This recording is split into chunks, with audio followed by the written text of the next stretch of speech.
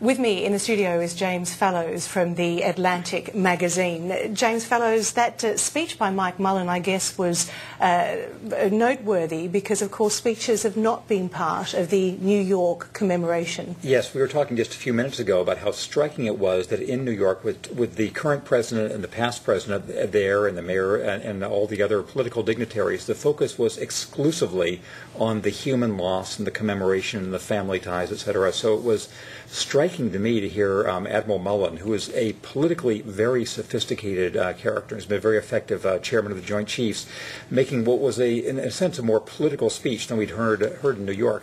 I suppose it is natural. It's at the Pentagon. He is the head of the Uniformed Services of the United States, and he was making, at face value, he was saying this is a time to honor people who've served, especially in uniform, and that is appropriate in his role. But there was more political undertone to it than we had heard elsewhere, saying we've been at war, an angry nation for these past 10 years, and we have to continue this. So that was surprising to me. Well, we talked earlier about the fact that you were in Washington the day that this happened. You went down and you had a look at the Pentagon, but did it frighten you? I was saying when we were off camera that I found myself strangely not frightened during that day in Washington, just amazed and wondering what could possibly happen next. And in the couple of weeks after that, when there were anthrax scares, that too didn't affect me personally. It was only a few months later, and I was surprised when you told me it had been almost a year later, when the Washington sniper episode happened, that I and I think many people in D.C. were actually physically frightened. For about a 3-week period, people were being randomly shot as they filled up their cars at gas stations and went shopping in shopping malls.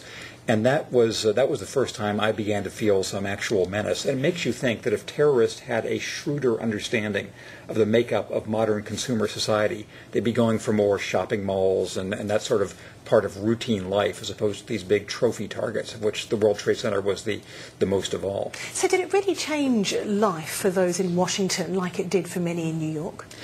The sniper episode did. I think the attacks of September 11th changed life, certainly in a political way. American policy was very different from that time afterwards. In terms of the feeling of your life, I think it didn't affect many people's psyche so much as it did in New York, when many people, you knew more people who had been killed. The physical mark on the city was more. The main change in D.C. itself is sort of the national security state aspects of being in Washington. You used to be able to drive past the White House, easily approach the Capitol buildings, get into and out of government buildings. Those days are gone. It really is a locked up and buttoned down place now, as your correspondent was saying. That's obviously a very physical, enduring legacy, if you like. What do you think, in a less practical way, has been the enduring legacy? Well, I think that is very much in dispute in the United States. There are people who say, and former Vice President Cheney has been interviewed in the last day or two saying that his administration and President Bush's did exactly the right things, all the steps they imposed internally in terms of homeland security and all the rest, the things they did externally, from the war in Iraq to all the Guantanamo and enhanced interrogation tactics, that those kept the world safe.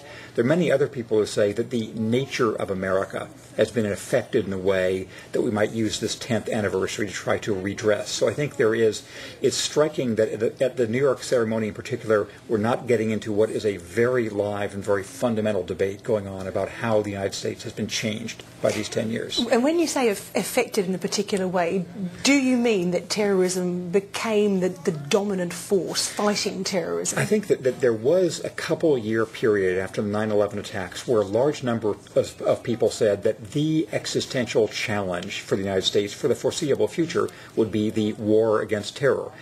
I never believed that myself. I was saying this is one of many threats. It's a big, complicated world. There are rising powers. There are economic issues. There are environmental challenges. It's one of many threats that a great nation needs to deal with. I think so that debate you don't hear quite as much now, the sort of existential threat rhetoric. But I guess so much has been poured into, so much money, so many lives have been lost into dealing with the threat of terror.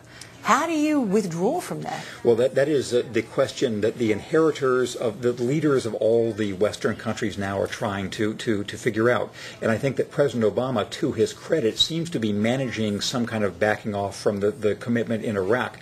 It has proven surprisingly most difficult of all for him to undo the Guantanamo encampment and the whole sort of he did outlaw enhanced interrogation, torture to be used against captives of the United States. But undoing that whole legal regime has been a harder and more complicated thing.